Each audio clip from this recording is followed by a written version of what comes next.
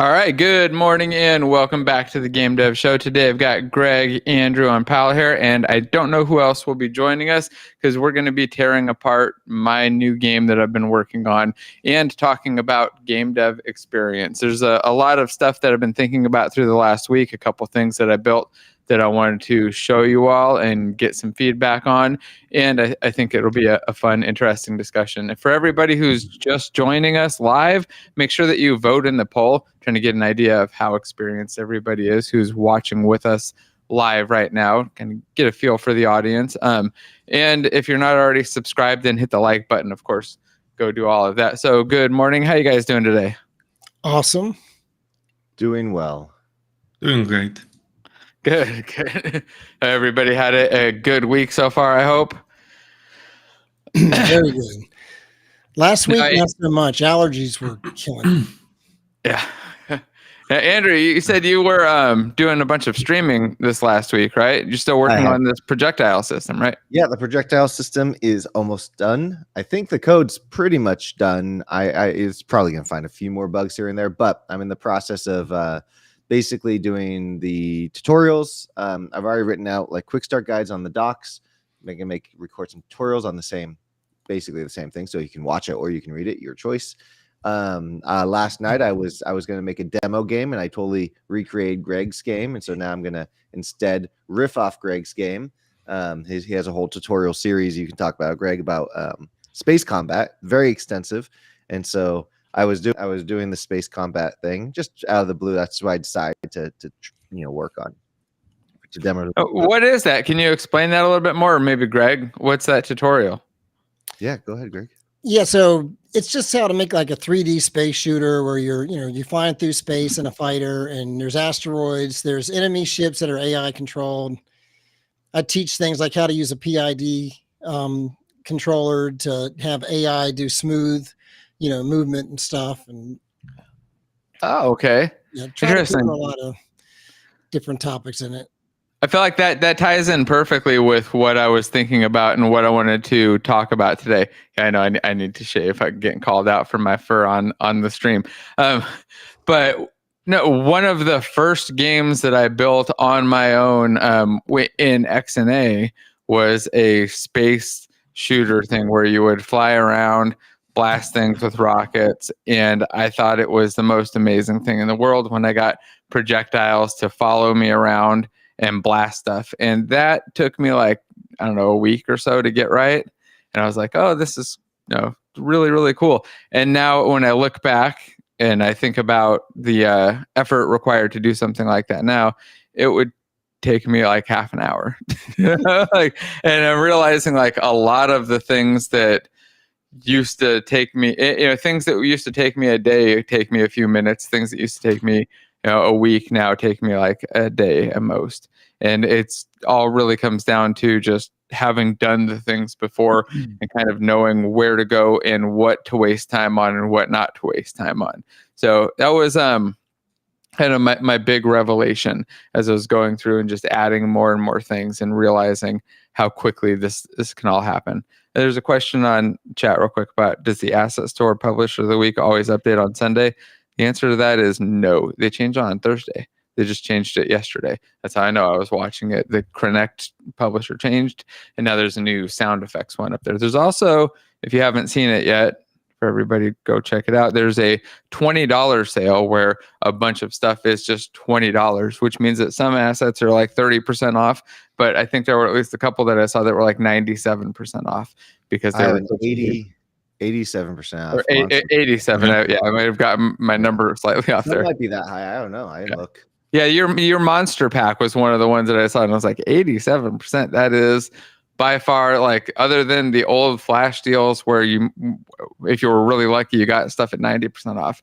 That is the best deal that you're ever going to find on that one, or on a couple things. So I'm going to dig through it again this morning. I was looking a little bit earlier, but it seems like there's a couple really good ones in there. Also, a couple of the Connect ones that I'm using in this game that you'll see, and I think one of the character packs other than yours that I'm using is in there.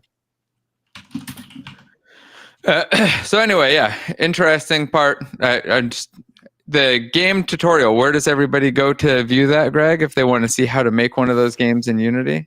Yeah, my YouTube channel. And there's a playlist, how to make a 3D space shooter in Unity. There's 19 videos in that playlist. It's about 16 hours of content. Okay, nice. And you've been using that, Andrew, to make or work with your projectile system as the example? Not yet. This thing I was just showing a second was one I made last night, basically. But Greg has his all fleshed out. He's got it on GitHub, and he's given me permission to use it and then build by just adding the projectiles and the North Star system for the overlays to that. So it's very easy to add both of those to a game like Greg's. It's just import them and just do a few small things and then you're done. So that's what we're going to do. Nice. Yeah. It's really cool. And then, Pal, what's going on behind you? I gotta ask, because I keep watching all this trees popping up and the buildings popping up. Yeah, we asked one of the YouTubers that we are colleagues with to take our castle and make something different with it. And he thought took us our autumn level and showcased what you see behind me. So new scene with our castle changed in matter of hours. Ooh. It looks really cool. Yeah, it's in the autumn pack. It's I think autumn, forest,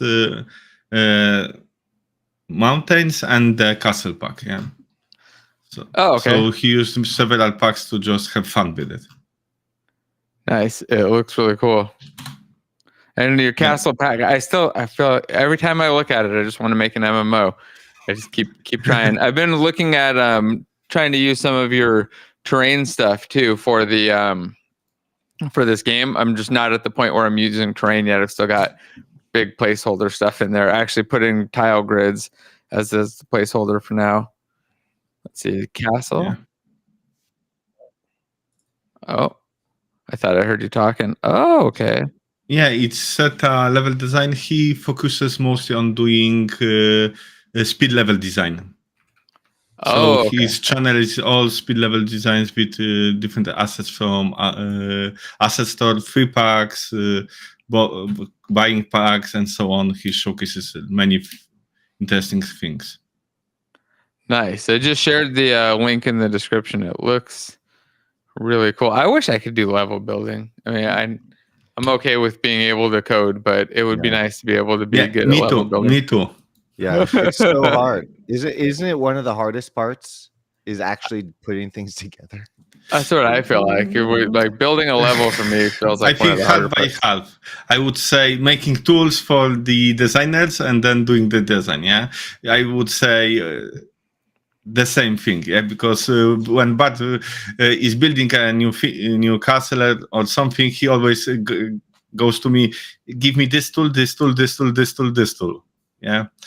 So most of our designs are just making lots of tools by my side, and Bart uses them to make the best usage he can do with Unity. Yep. But I think I told it on the show. Yeah, for each tool that we release in our packs, I have about right now. I think I have 5-to-1 ratio. Yeah, so I have my own 5 tools to 1 tool that we release on the asset store. Oh, damn. I didn't realize it was that many internal ones. Yeah, we have lots of them. Because without them making this kind of scene with this kind of size, it's for 4 people team wouldn't be possible if we didn't automate many additional things. It makes sense. Speaking of tools, I think that's a good time to switch into what I wanted to show, and also again ties back into that experience thing, because one like you mentioned, tools make it so you can do things with a small team. And when I was working Wednesday, I was setting up the effects for characters, and I realized okay, I'm putting in my 3rd visual effect now. I don't want to be manually setting up every single every single effect in game, tie it in with abilities, and have that all put together. I want to be able to do this really quickly, modify it at runtime, make a whole bunch of effects, and then hook those up to abilities at runtime. So what I ended up doing was recreating something I've seen dozens of times in other game companies, and just adding a little ability effects editor that looks kind of like this. Yeah, why is my video quality so low? I have no idea. Is the stream quality okay on the desktop? Yeah. Yeah, I don't know why my video says it's at 1080p, but it's just not. I don't know what's going on there. Let's see. Turn it off. Turn it on. I still look weird. Whatever. Anyway, this is the editor, so you can see in here I've got all of the characters that I've added to the game, and any character I add in just shows up on the list. And then go grab, like, Andrew, what's one of your characters I should grab? Pick one. Probably Mushroom Monster. The Mushroom Monster. So Mushroom B2, there he is. And what should he attack? You should attack the gelatinous cube. Okay. And then I actually have a mushroom attack, this Spore Splash, that just shoots over an effect and then hits him. Now the other thing you can do is add in like multiple targets and do it. And since this one's set to be an AoE, or it actually doesn't really matter if it's set to be an AoE, but it'll go over and hit all the targets because it shoots a projectile. You could also shoot the trooper shot. So if I go over to where's the trooper dude? One of these guys is an elite trooper. The shot, that shot looks a little bit better on him. And then you can go through all of the different characters, and they can all cast or use all of the different abilities. You can test them out on everything, and then to add in new ones, just go down to the actual effect. So I can go find my ability effects. Oh, not that one. Go into the game folder, go to the ability effects, and just go down and create a new effect object. So if I wanted like a different version of this Spore Splash one that shoots a poison missile and has a green hit, I could duplicate it and make a purple splash. I'll delete this later. And then we'd go change out the caster to target effects. Maybe we search for what other missiles are there? These are just using all this asset pack stuff. Now let's go with the water missile. Maybe I'll name this a water attack. And then we'll do is there a water hit? I don't even have to look at it because I'm just going to change them out at runtime. So we'll find one that looks water-ish. Is this an effect? Nope. Find one that's a good... That tornado is probably going to be terrible. But let's try it. So then we hit refresh. Bam, the new one shows up. And if I could remember... What did I name that one? Anybody know? I lost track of the name of the one that I just made. Where's the name? What? Oh, Purple Splash. Okay, Purple Splash. Bam, hit that. And, well, except you can see that effect obviously needs a little change. The Pink Splash. The tornado one is using a... let's see, let's do an impact. Purple fire impact, whatever. But you can go in and just change them out, create all of these effects, and then these effects just get assigned to characters, and you can change them out at runtime. So you can swap them out, make new effects, put them all together, and then not have to do that in your game. Oh, it's just something I wanted to show. I'm going to do a full video on how it works and how to build something like that yourself. But I feel like putting tools like this together, which, like I said, took maybe 3-4 hours, makes it so that you can then put your game together drastically faster. And I just kind of wanted to talk about that and call it out. And I mean, it sounds like, Pal, you're already doing similar stuff where you're building tons of tools to make your development faster. What about you two, though? Greg, Andrew, you guys the same? Yeah. I mean, so as an example, last night I was doing this thing and somebody mentioned, oh, what you really need is overlays. They knew about North Star and they were hinting, hey, put North Star in it. And I was going to do that anyway. So I brought in North Star, and it's been a few months since I've used it. And this is a screen overlay and edge overlay thing. And so I went to my docs and I said, okay, let me just look at my quick start, because I know I've written docs on how to do it, remind myself. And I said, okay, the docs say, bring this over, did that. Okay, now it says do this. Okay, did that. And then I clicked play, and it just worked. Now it had the default overlays, right? And I still wanted to customize it to make it more unique for this project, but just 2 clicks, essentially. I mean, more than just 2 clicks, just 2 actions, 2 steps, and suddenly overlays, edge overlays, and screen overlays were just working. Now, Yeah, I that was spent a pretty lot of time. impressive. Yeah, and I was very impressed with myself too, if I don't say so myself. But I was spent a good amount of time making this whole system, and the system is very customizable, and I was further able to customize it and change the distances and all that very easily. But that initial, like, let me bring it in and now it just works, now we can move on with the project type of thing is I think very important, because then you don't get bogged down on these small things when you really just want to get something that looks about right and move forward. You know very well you're going to change it later, you're going to refactor, you're going to update things, you're going to keep tweaking it as you go along. What you need in the first little bit especially is just to get to a place where you find out this is fun or this is not fun, and That's then exactly move on. what I was thinking. You got to kind of like get to the part where you've made something fun, not where you've made a bunch of systems and optimized stuff. And I feel like that's the case for, if you look back at almost any big successful commercial game, especially the first one in a series, the code base, at least at launch, is probably terrible. It's probably a big mess of stuff, but it's at the point where it works. And that's because to get the game to actually launch, you've got to go fast. You've got to keep adding stuff, and you got to be able to change somewhat rapidly. And a lot of the time when you're organizing and being really optimized with everything, you just never actually get to the point where things are done. If you've got experience doing it, you've done it multiple times, you got a process down, it's a little bit different. But if you're trying for your first time, or your team is trying for the first time to build something, and they're trying too hard to build out and optimize little things before the game's fun, it's just a giant waste of time. You got to get it fun and then figure out all the rest of it. Yeah, absolutely. No, and I mean, DB Web says the biggest game dev lie to yourself is it's temporary. I'll improve it later if needed. It runs 60 FPS. Anyway, yeah. I mean, you should though. You should wait and do it later if needed, because a lot of the time things get optimized when it's not needed, and you build and optimize a system and then rip that out, and then optimize another system and rip that out. And in that time, you could have optimized it for fun. And that's really what you've got to do, is optimize the game for fun, make sure that people actually enjoy it, that you've got it to a point where it's good, and then optimizing for performance after that, as long as it's not a huge architectural problem and you've got kind of the basics and fundamentals of what you're doing down, is not that difficult. Micro optimizing every single method, class, and all that stuff, it will waste a lot of time if you're doing it before you're at the point where it's actually needed. So get it to the point where it's fun.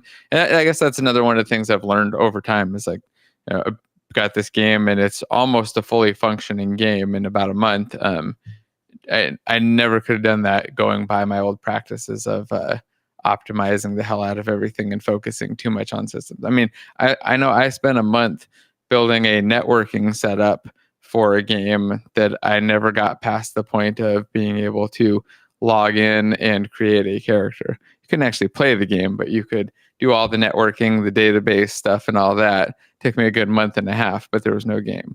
I've decided, now I go kind of the opposite way, where it's just get the game done, get it fun, get it interesting, and then figure out the optimizations. Because as you get better, refactoring becomes nice and easy too. It's not a difficult task anymore. So.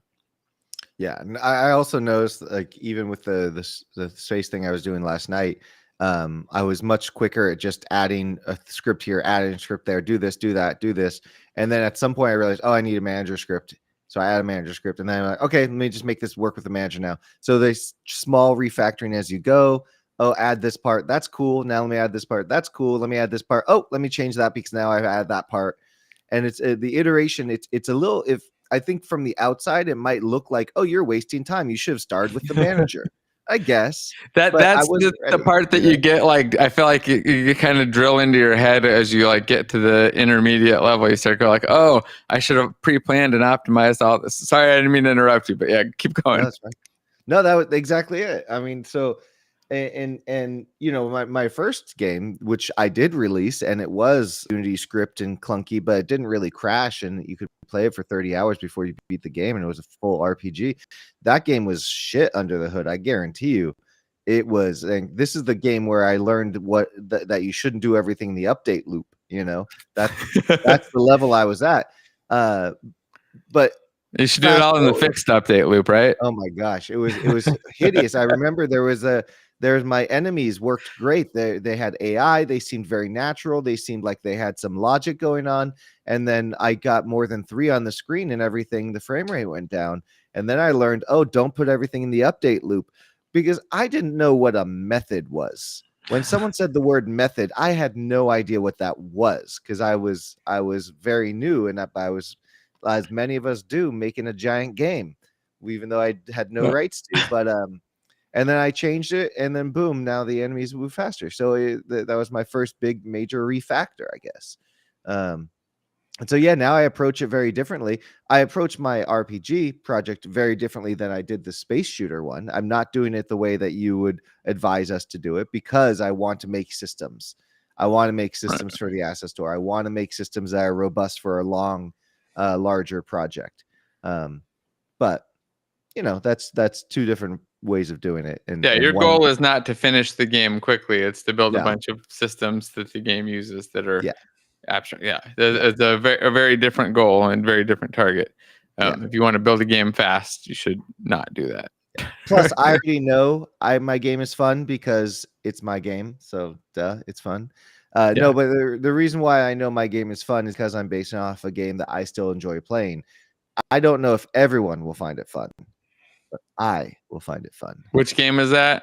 The Might and Magic 6, 7, and 8 games. Those are the ones that I can still play Might and Magic 6 and feel fun, you know, and enjoy it. So it's a good fun series. All right, Paul, there's a question in chat for you real quick. I'm going to take that, asking when you plan to release RAM 24 for Unreal, or is that something they would like? They don't like Unreal's water and they want your water. So is that something you're doing?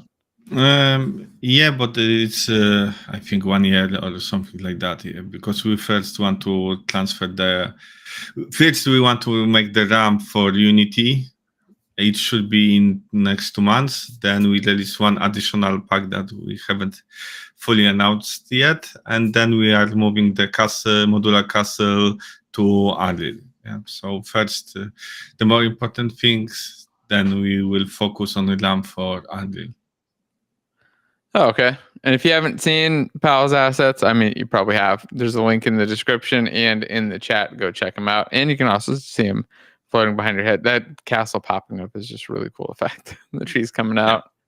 Yeah, it looks awesome. Andrew, real quick, before I get on to... No, actually, you know what? Let's show this game and then we'll get into it.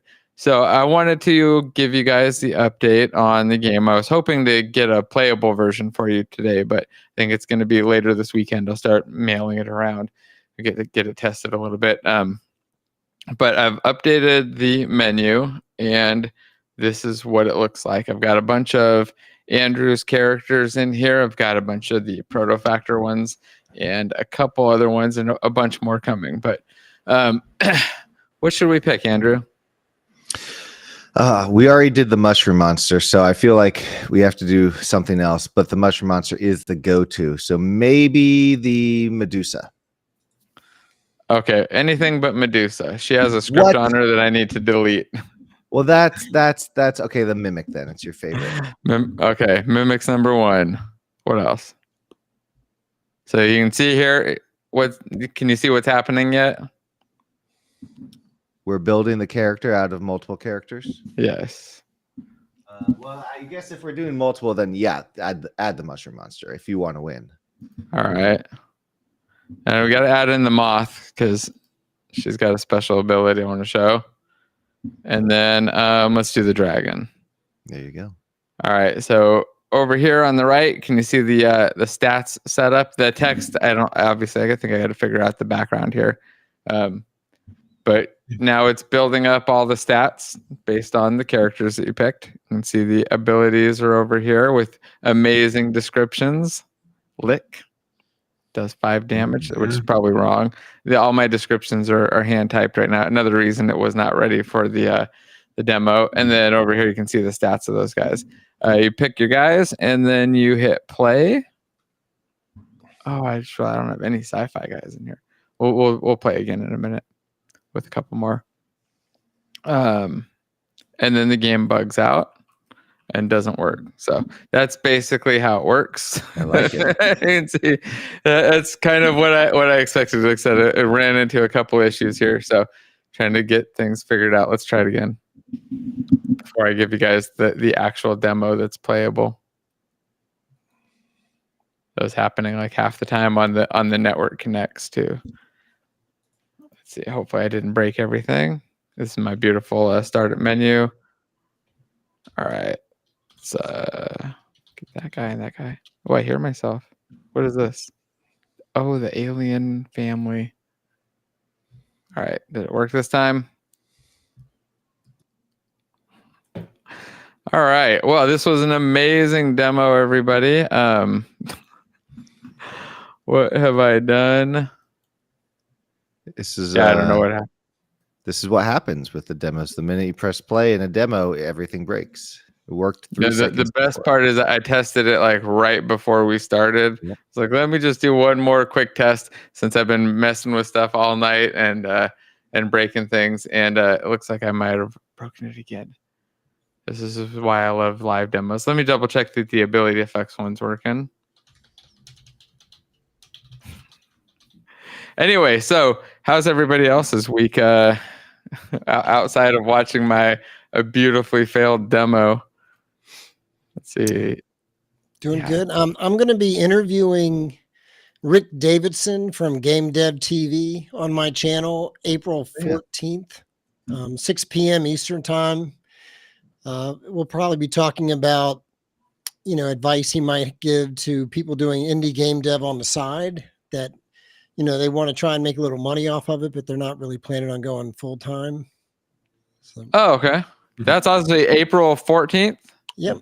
Is it already queued up for people to get a link? No, I don't want to add it too soon. I've had people tell me when I schedule a live stream too soon, it kind of falls off the radar. But okay. I'll get it on there. Nice. He's a nice guy. Yeah, Rick is awesome. Yeah, I have no idea what happened here. And I am not going to debug live on the show, so I guess we will we'll move the demo to next week. I have no idea how that broke. Oh man, I'm not surprised though. So next time for the next week, I will pre-record and show you all a pre-recorded demo just in case my live demo blows up again. I've actually got a ton of footage though. But essentially you run around as those characters and go blast each other in a right now I've got it set up as a 4-player MOBA, and I'm gonna do our demo as a 4-player mode where you can run around and kill each other. And then obviously spawn creeps and push towers and do all the fun stuff. Really, really sad that didn't work though. If I can get it working later today, I might just do another quick live stream to demo it. But I guess everybody who's wanting to see it, I'm sorry. I feel bad now.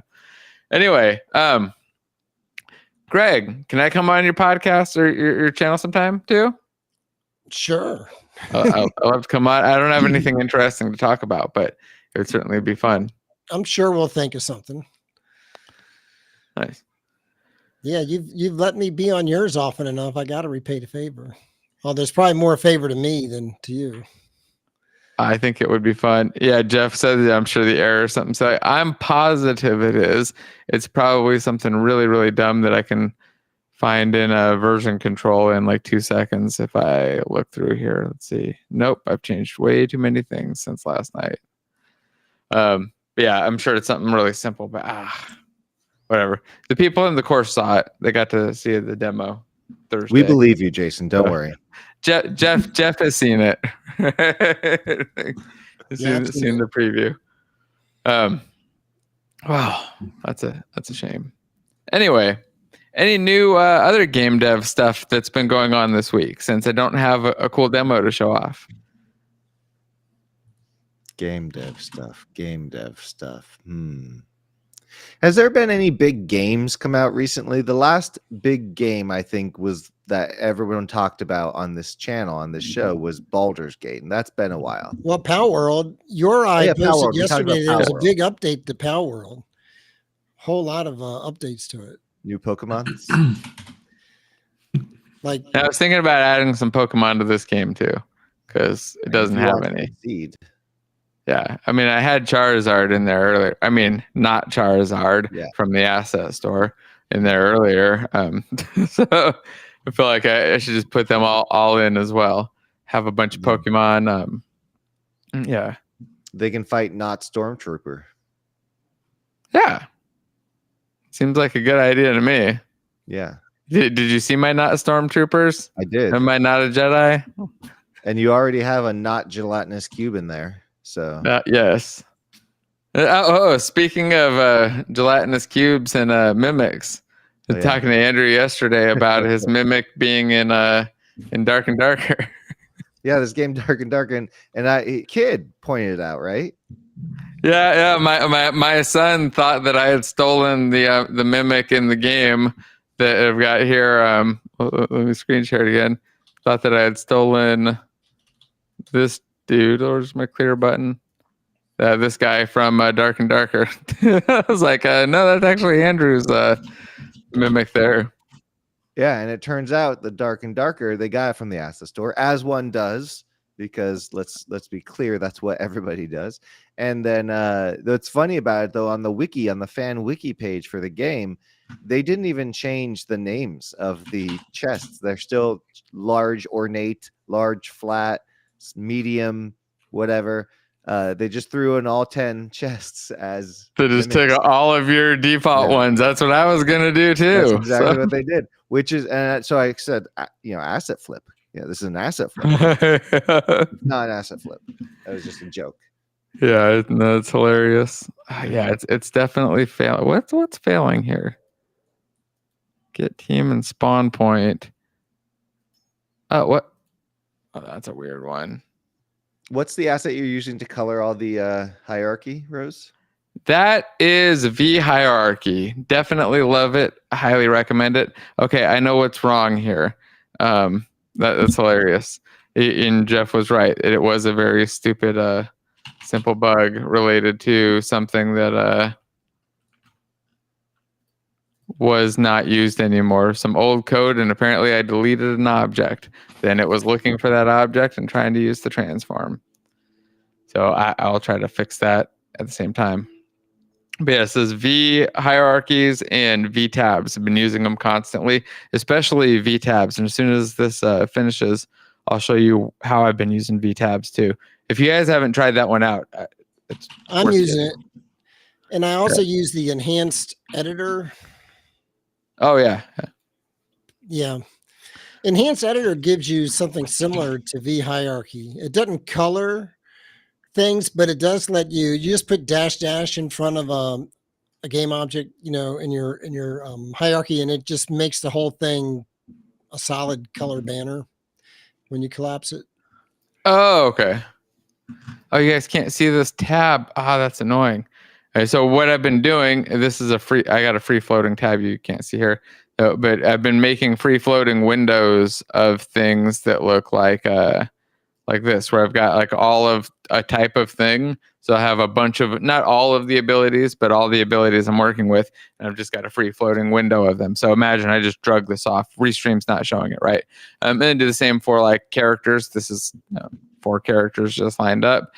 Or one of the other ways I've been organizing them is like by character plus the abilities, and then their ability effects all in a window. So they're all kind of combined together, which is really nice.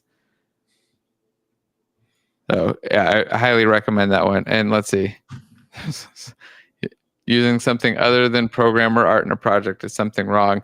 No, I just decided that I want to see if I can make this into a real game, because it's been a lot of fun, and it's all of the different games that I like combined into one, or at least all of the parts that I like about different games combined into one. So I'm going to try to make it real and show that it can be done with asset store art, unless somebody wants to like throw a bunch of amazing professional artists at me or something to make all the things.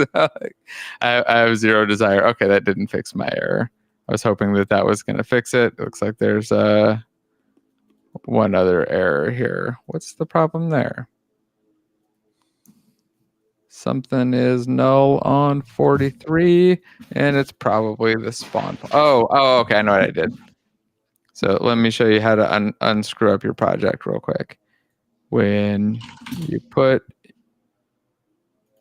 your level management scripts directly on the wrong objects. So I've got spawn points here. Let me turn off this visual effect real quick. Where did I put that? It's on one of these cameras. Split. Okay. So the problem is that the spawners are all set to team 2. I bet. Nope, maybe not. Okay, I have no idea what I'm doing. So ignore me. We're going to demo it a different day. This did not work out at all. Yep, fuck it. We'll do it live. I need something to throw, damn it. Yeah. Oh. Well, yeah, that's a good question, Andrew. Did you do know that Dark and Darker is like a huge hit game, right? Oh, is it? I don't play games. Yeah, it's not like a small thing. It's like a huge, yeah. It's a very big one. So yes, ornate mimics are all over the place right now. Oh, what other things of mine do they use? I don't know. I mean, it is a very dungeony game, so it wouldn't surprise me if more of the things were like some of your characters. I have only watched my son play it, and it seems a lot of stuff is from the asset store. Yeah, it wouldn't surprise me if a lot of the characters are that they have there are some of your stuff. So yeah. Sure. Yeah, it's big enough that they were able to, when they got kicked off Steam, still sell the game off Steam. They got kicked off Steam? Yes, they got kicked off Steam. They had like a whole, I don't know the details of it, maybe one of you do, a whole legal battle with the company they were working with before. And I think they were working on a game, and I don't know if they left or it got shut down. I again, totally forgot all the details. And they went and made this thing, and then they were getting sued by the original company. Anybody in chat remember the details? If you do, drop them in. I'm sure it'd be interesting. Or if anybody's got a good link to it. But yeah, it was like a whole dramatic thing. They got kicked off Steam, and then they ended up doing their own direct sales. And it's a fun enough and interesting enough game that people wanted to play it just because it's like unique. Like my kid really likes it. For me, it looks just way too difficult and grindy. Not a big fan of games where I have to go grind and get stuff and collect things. I spent like 10 years playing MMOs doing that, and I just have no desire to go add more. Ever since I found out about database update commands and insert commands, the idea of collecting loot got way less exciting. Like now loot collecting just always feels like a database insert in my head. So I get zero excitement off of collecting rare items and stuff. Mm-hmm. Yeah. There's a question from DB Web about UI and UX and like what's covered under copyright or trademark. Oh, let's pull that one up. Let's read it off. So is game UI UX under copyright / trademark? I mean, not the graphics, but the placement, general positioning, and feel. For example, can the mechanics of the WoW interface be copied or any other game? I don't know. I'm not a lawyer.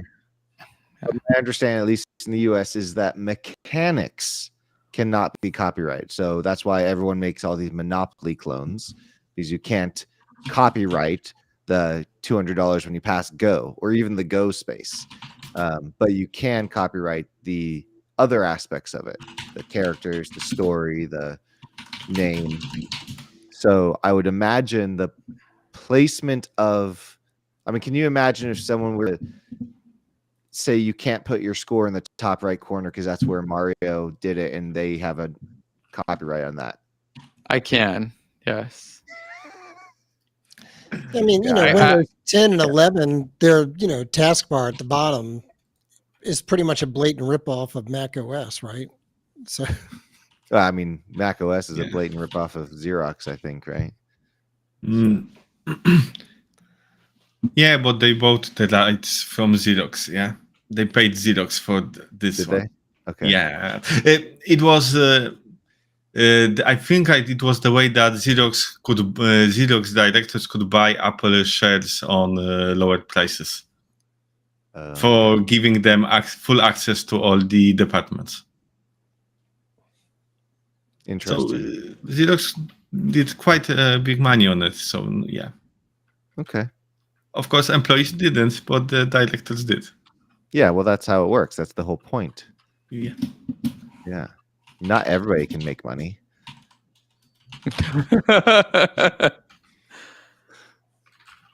No. All right, let me see. I think I might have this this figured out. I'm sure I don't, but I might have it figured out. That doesn't even make sense. Oh, yeah, it does. Need a question mark there. Okay. I'll see if this works. And if it does, I will show it to everybody. Well, thank you for your great legal advice there, Andrew. You're welcome. It's not a lawyer. I like the stock. It would be nice to, you know what we should do of the lawyers on here. You'll never get them to give you legal sorry, advice online. There may or may not be a lawyer in chat. Well, isn't that there are like lawyer firms that specialize in video game stuff, right? Yes. I think it's an interesting specialty too. Yeah.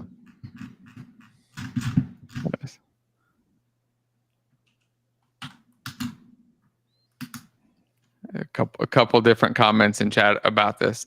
All right, let's see. Get that started up. Of course, I started it in the wrong scene like I always do, so it's going to be another minute or so before I demo, if that even works. Andrew, Powell, you guys got anything new coming on the asset side? Any new things in the sales? Andrew, you're in the sale that's going on right now, right? The $20 sale with the Monster Bundle 7. Is it Monster Bundle 7? Can you screen share that one real quick and show everybody what it is? Because I actually have a bunch of those monsters in the game. Okay, let me quickly switch over. And Paul, do you have anything in the $20 sale? Nope, not this time. Let's see. It should be here somewhere. There it is. Yeah, so this is got some great stuff. It's got the Mummy and the Anubis. And yeah, so this is my old demo scene from back in the day. But it's got the Mummy with the sarcophagus, the Anubis, the Harlequin, and Skeleton Warrior. So nice stuff, I think. Yeah, I just put Anubis in game. Oh, perfect. The Anubis was the first character that had mesh morphing. Oh, okay. Yeah. The animator who did it, these the little anklets on the bottom, he did this thing where he made them duplicate, which they only came with one, but then suddenly he had a blend shape that made them more. And I was like, how'd you do that? And he was showing me, and I was like, wait a minute. So suddenly I was like, can you do this? Can you do that? He was like, yeah. I was like, uh-oh, we need to go back and change everything. And so the Anubis was the first one that had mesh morphing. So, yeah. Oh, wow. That is cool. Yeah, I'm not using the mesh morphing at all either. That's the funny part. Like, I've got all of your characters in here, just using the demo one. Just like, straight demo character. There's nothing. That's the way to go. I mean, because like you said, we said earlier, just the goal is just to get something in that works, and then you can tweak it later, right? Yeah. If you spend an hour trying to get the perfect face on the Anubis character, you're going to end up wasting your time because you know, it's a giant waste of time. Unless it's, I feel like this is super handy if I wanted to do variation. So if I want to have a bunch of them and you're seeing their faces in this top-down view, not going to matter at all. Or if you want to do character customization stuff, you want to allow them to players to be those characters, or doing like more first and third person stuff, super handy there as well. For the top-down things, just get them in. They already look awesome out of the box. They have good animations, and some of them already have particle effects on them, so they just work. And then, Maybe like just you change said, the you can wardrobe always out. change them out later. Put in some real gelatinous cubes. I don't know. I haven't seen any that really looked any better or mimics. That's the only one. Like, That's really the, and it's Yeah, I think yeah. it's specifically called jelly cubes, not gelatinous cubes. I'm pretty oh, sure. they're called jelly cubes. Yeah, because there's some words that are trademarked and other words are not. Okay, that's fair. And mimic, I assume, is not a trademarked word, since it is I'm a not a word in lawyer. the dictionary. I'm a It's just lawyer. single one. I don't know. Well, I was gonna call my guy not a stormtrooper and not a Jedi. So Yeah, that seems reasonable. Not a Jedi. yeah, yeah. They do look really cool. Oh man, I wish I could show it. I'm really sad now that I've broken things. You know what I should do is just commit and then do a rollback. Broke stuff. Broke stuff. This is why you don't code in the middle of the night. Well, that's why I shouldn't code late in the middle of the night when I wake up. So I end up breaking things. Although this was working this morning too, so I guess that's not a very good excuse because I must have broken it this morning. Oh, what is that? Realistic This is a board. magic pig from Malber's Animations. I'm calling it the magic pig, but it's really a realistic boar. But this one looks magical. It looks like a magic pig to me. It's got glowing. Yeah. It's so I'm gonna put some glowing, it's got animals in runes too. on it. That one's not magical though. That one's just a normal, boring boar. Oh yeah, that guy's not nearly as cool. I like the magical one. I like the Malber stuff too. I was looking at putting a couple things in there from, I think it was his stuff, and I was going to put in a couple of the I don't know how you pronounce it, the Surian one, the anime characters. But I ran into an issue with the tune shader in there. I think I just need to update it. It had a couple package manager problems, and then I'm trying to think of other stuff to put in. On Thursday during the multiplayer mastery call, I put in a spaceship. So there's a spaceship playable character that's in there. You can fly around, which works great. It has the same ability as the dragon and same energy use, so can fly over stuff and has a fly ability. Yeah, it's a lot of fun doing all this stuff and putting these things together really fast. It's much more fun when your demos work though, and you can actually show it off.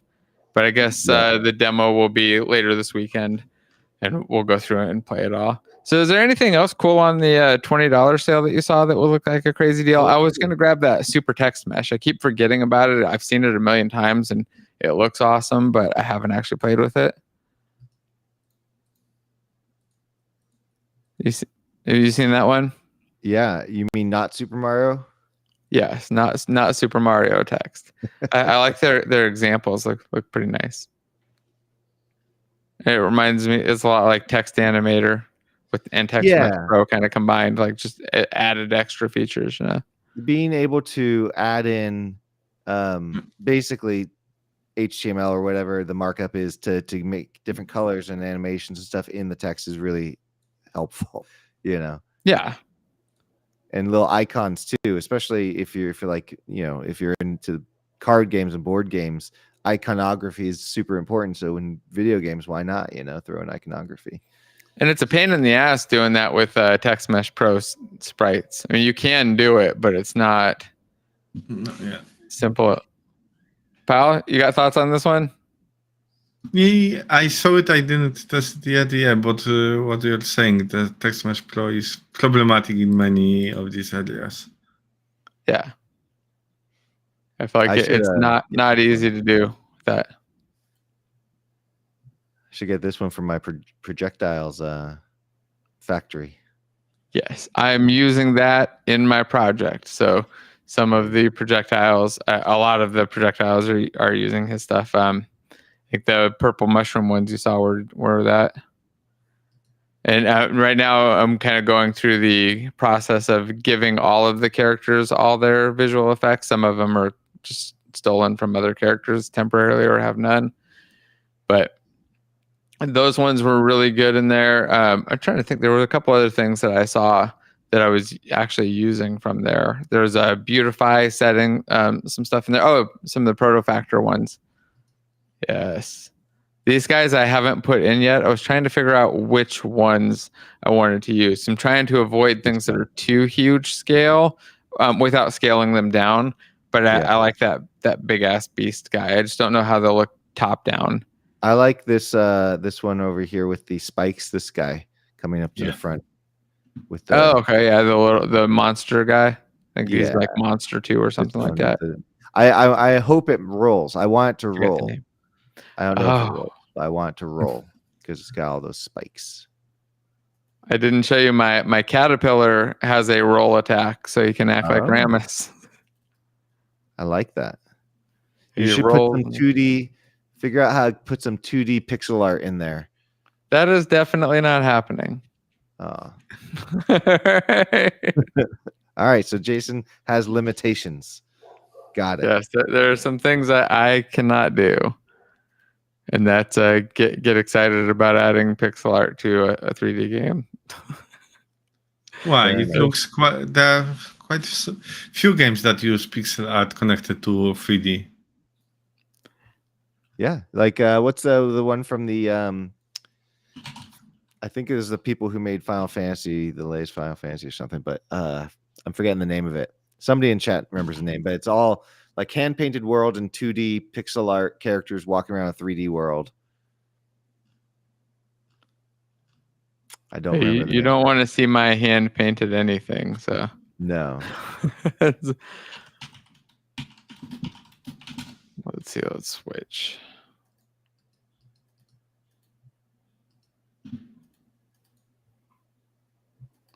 And what's this? Mesh constructor, humanoid robots. Oh, mechs. Some mechs, huh?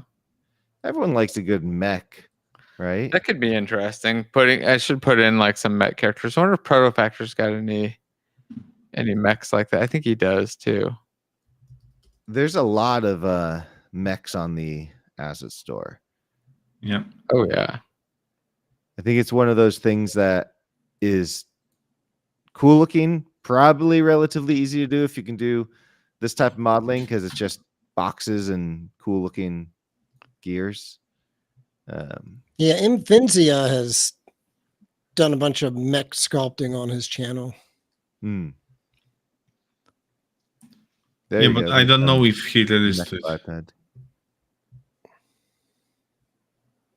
Oh yeah, can you zoom that one in? To match with all my other Protofactor stuff.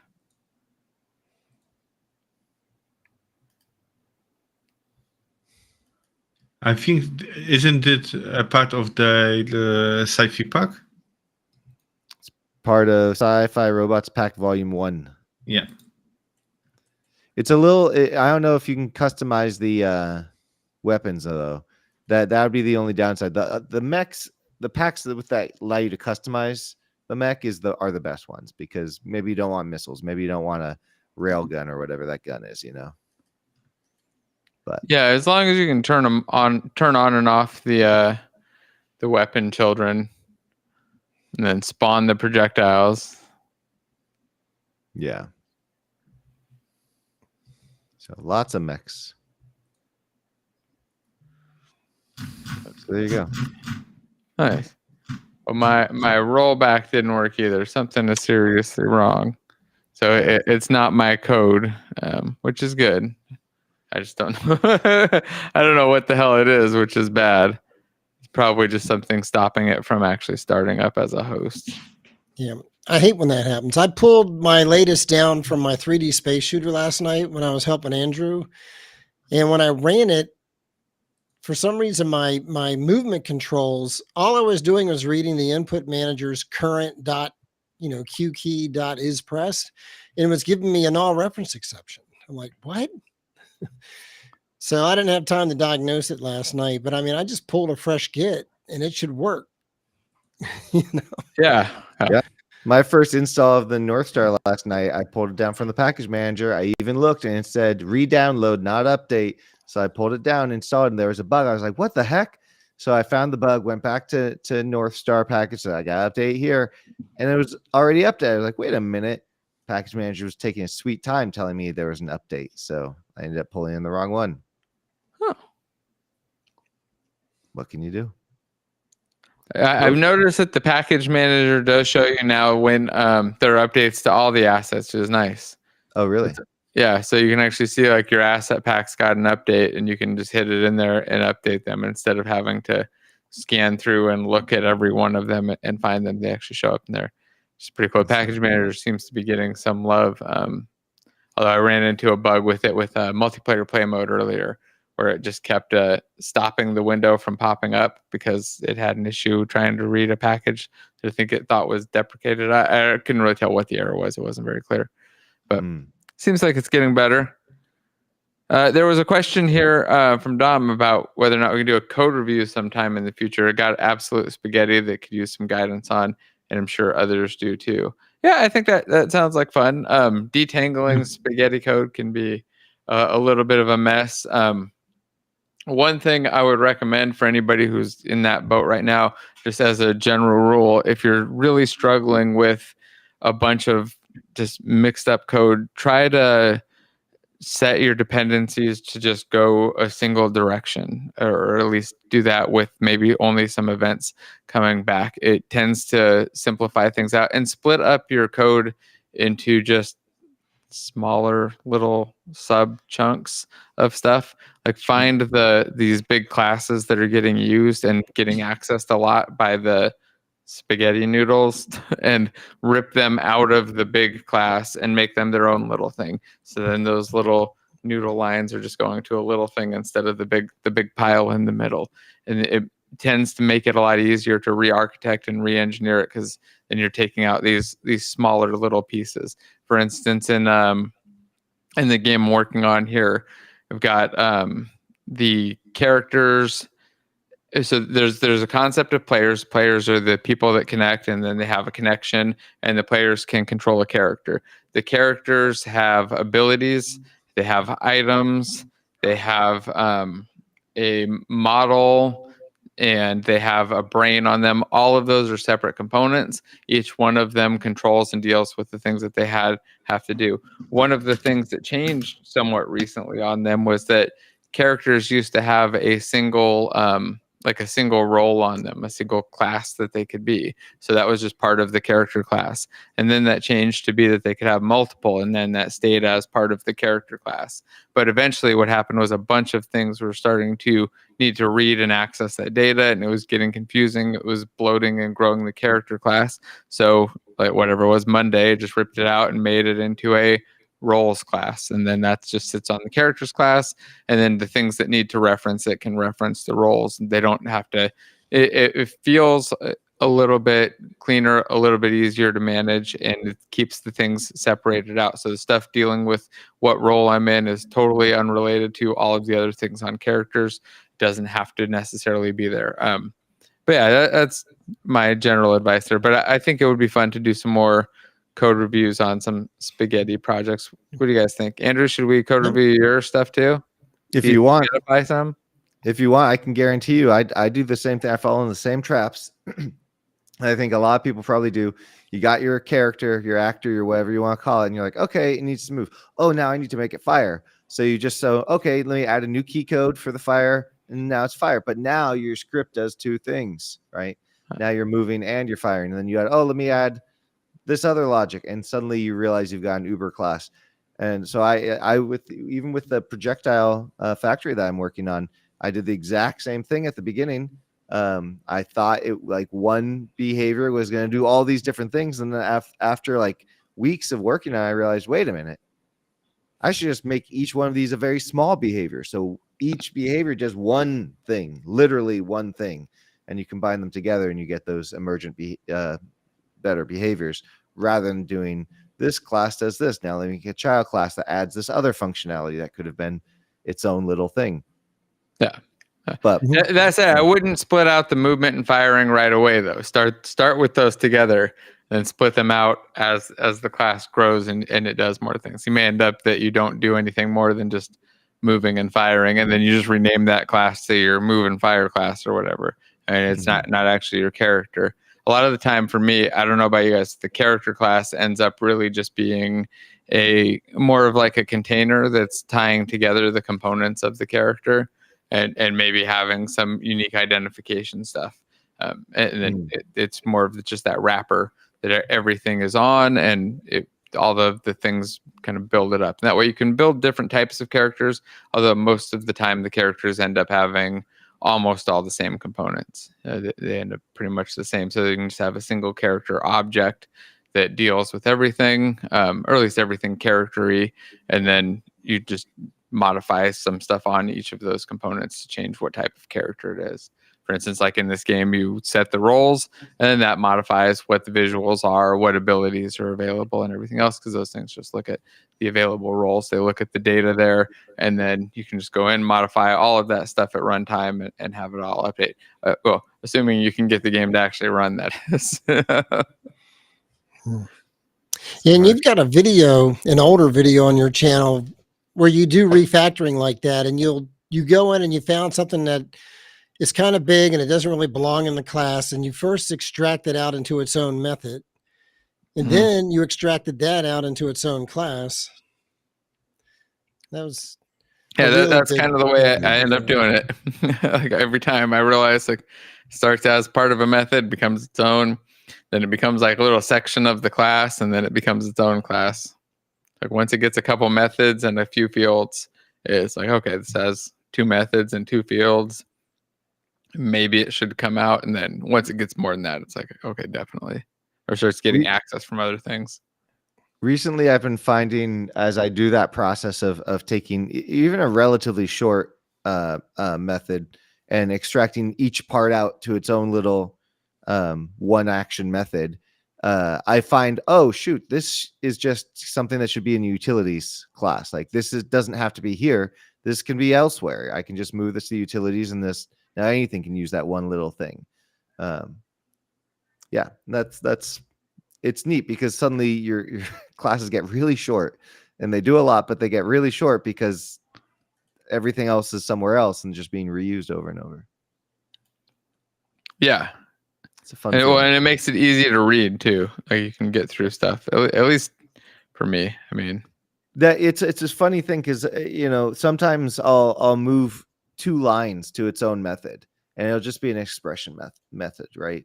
But I'll name it something that's very human readable, like do this, do that, do this other thing.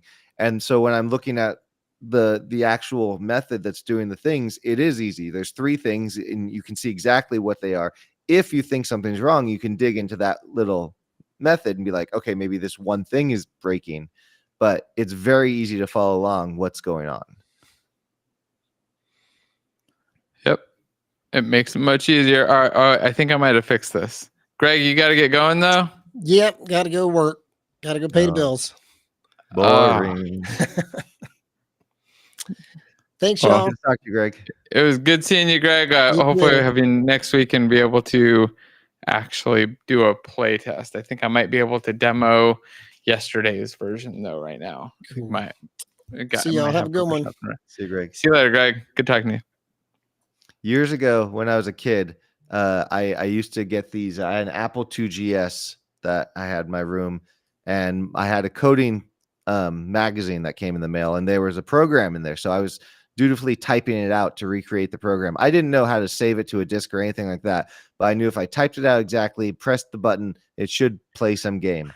And there were bugs in it, and that was annoying to me. And I had changed the method where I get probably the method names or the variable names, one of the two, to things like fart and other things. So that was like 11 or 12.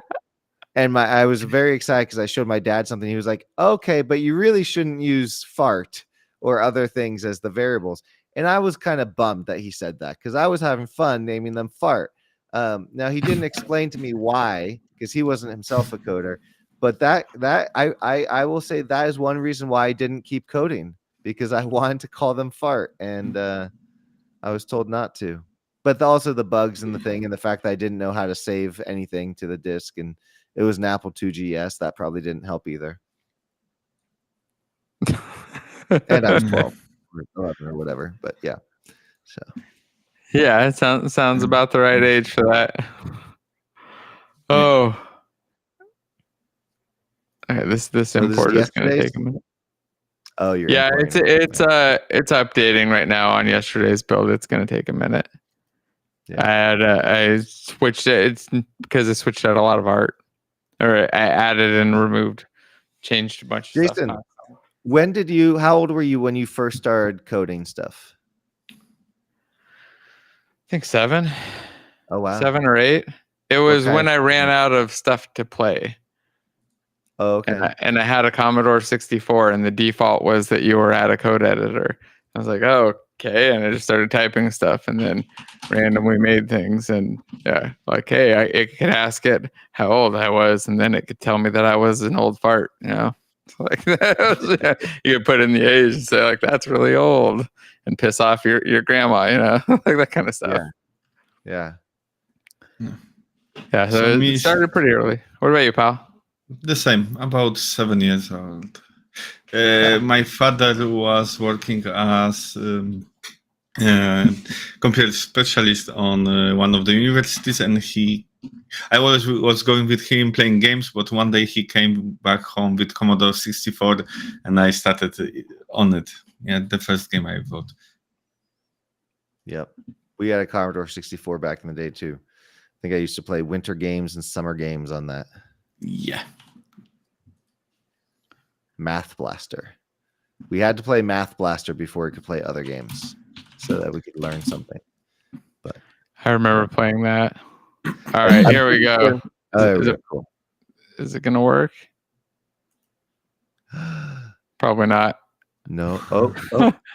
No. Whatever is going on, it's got to be a network error, because it's just not finishing the spawn and moving the camera. It's not binding up to my character. Something's happening. I probably just need to reboot. That's a shame. I don't know what. Man, I was all excited too. Okay, well, next week it is. Yeah. I'm pretty sure the first game I ever modded was Excitebike. Oh, okay. You could make your own levels on Excitebike on the NES. You couldn't save them, but you could make them and then play them. I used to do that all the time. I think I first made levels for Sokoban, it was called. I don't know. How it's called in English? Oh. This is not the original graph. Yeah, this is Polish. 1 second. I will send you the link to. Yeah, I don't remember playing this game. The one that you're going and moving objects in the warehouse. I've played very similar games. There was one on the Game Boy I used to play like this, where you push boxes around into the spots, and basically a logistics puzzle, right? Or a movement puzzle. Yeah. No, I never played that one, but I did use this. This is the first thing that got me started making video games, if I can find it. I gave you the link to the first version I played. Yeah. Oh, okay. It was from 84. I played it in 90, 91, something like that. Before I knew how to read. Yeah. I started playing it and making the levels. Wow. Yeah, it's from 84. It's older than me. Oh, that's cool. Yeah, there was a game on the Game Boy that was very similar to this. Yeah, there are so many versions of this game. Yeah. Let me see if I can find it. Yeah, and what was funny is from 84, but you had a built-in editor for the levels. Is that crazy? I really don't. I mean, even as a 7-year-old on Commodore 64, I got stuck with the 2GS and that. I can't imagine how really lucky in a way the 7-year-olds are today. They're getting sidetracked by just playing Roblox and stuff. But man, even in Roblox, some whether it's good or bad, some of them are making games.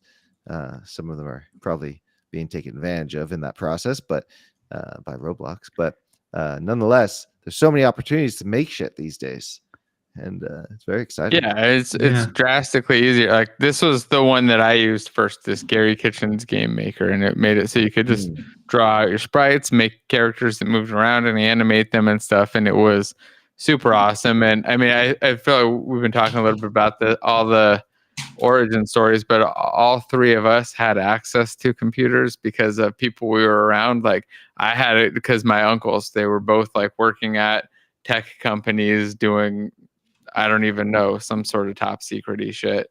So there were tons of computers around the house, all the time. I always kind of had access to them. Yeah.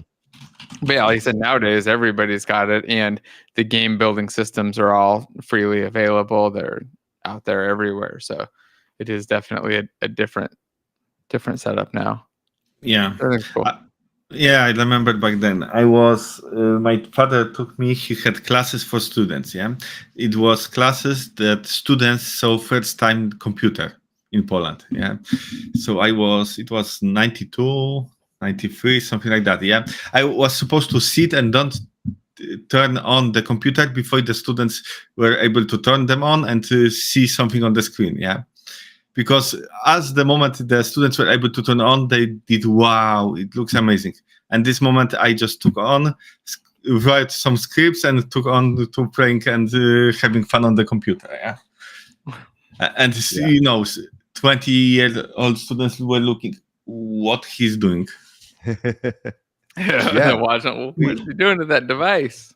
Yeah, we had computer classes in second grade, so this is probably, I don't know, 86 or so, maybe for me, that we did basic on what I don't even know what computer it was. It was some Apple with a black screen with green text and a turtle moving around, and we could program the turtle moving around. And it was one of the first programs I also was learning, the turtle. Yeah, it was just basic logic, but that's all it is. It's all you really need, I suppose. Yeah, we had that in high school, and it was like the advanced thing, and it was the most boring class in the world. I remember sitting there going like, this is really, really boring. Like I'm moving around a little thing. Like all I can do is move, change color, and turn. Like I guess I could draw some stuff, but yeah, I saw a version of that someone made 3D graphics with it. Oh, really? He wrote his own procedures to make it possible to render 3D graphics. Everything, the triangulation and everything, yeah. Yeah, in my class, it was even the teacher didn't know how to do anything. It was not advanced for sure. Oh yeah, logo. That was it. Logo. Yeah. Good call. Jeff got his dad's old work laptop. Started with QBasic. QBasic was my start too. Yeah, the same. Cool. Well, since I don't have a fun demo, I don't know if we got anything else exciting or interesting to talk about. Have you checked the poll? The poll? Oh no, let me go look at it again. It looks like we got a lot of beginners in today. Interesting. Not what I would have expected, but definitely. When I answered it was fairly even. Yeah, it has changed. I guess if you haven't voted in the poll, go vote now. It looks like it's about 50% under 5 years. The other 40% over, so 60-40. Huh. Nice. I was looking at the asset store for space for Unity, and when I was looking for spaceships last night, and I was like, oh shit, I bought that 10 years ago. Oh yeah, I remember that. I was looking through my asset store stuff too. A couple days ago. Yeah, I know it was last night. It was Space for Unity in Venezia, yeah? Yeah. I was gonna bring it in because I remember it had some cool stuff, but then I was like, nah, it's been a while since this guy updated it. I don't know if it'll even work, so I didn't even bring it in. But Yeah, I do remember back in the day, Unite in Seattle, I was working on a space shooting game with that package. Yeah, back in the day. Yeah, it was one of the first ones I pulled in because, like I said, before that I'd made a space shooting game in XNA, and I was like, "Oh, cool! This looks even prettier," and I don't have to write any code; it just worked. What was your very first asset that you purchased in your My Assets page?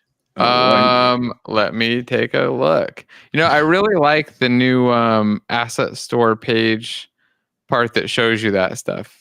The My Assets view. Yeah, 1 second. I'm also checking, but it's quite few assets.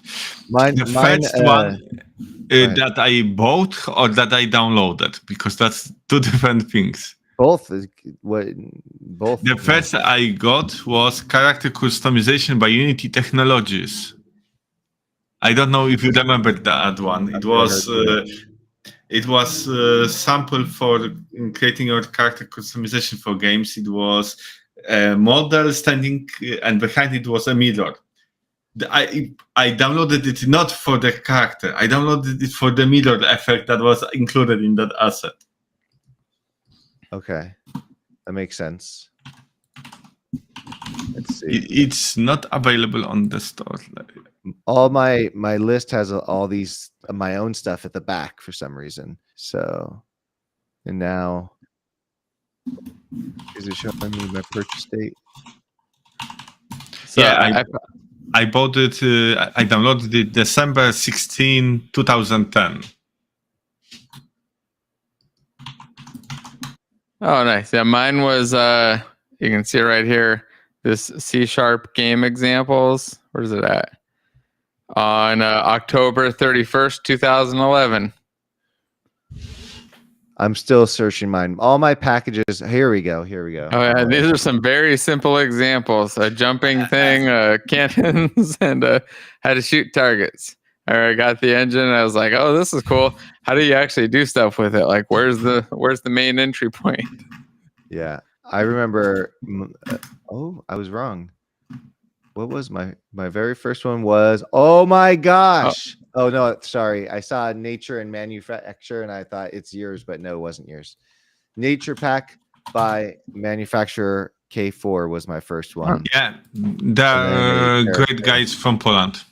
Yeah. They. I was waiting for years for them to update their medieval environment pack, and finally, they weren't doing it, so I just made my own. I didn't want to make my own though. I wanted just them to update it, but they didn't. So there you go. Not bitter about that, but I made my own. 2D Toolkit, which most of these are gone. This one is still there though. It looks like. I do remember the torch and chandelier in the medieval house though. Those were the first ones I actually remember. But I think I used 2D Toolkit for my initial games that I put out that were just 2D things. But yeah, well, back then you couldn't do 2D stuff without something like that anyway. That's true. It was before there was a 2D framework built into the engine or in the package manager. Yeah, but you can totally tell all I was buying was fantasy props and swords and stuff at the beginning. And because at the very beginning, when I was after my initial few things, the first thing I wanted to do was make the game that I'm working on now, basically. So, but just an early version of it. Yeah, for me, the first one was the character customization. Yeah, this one.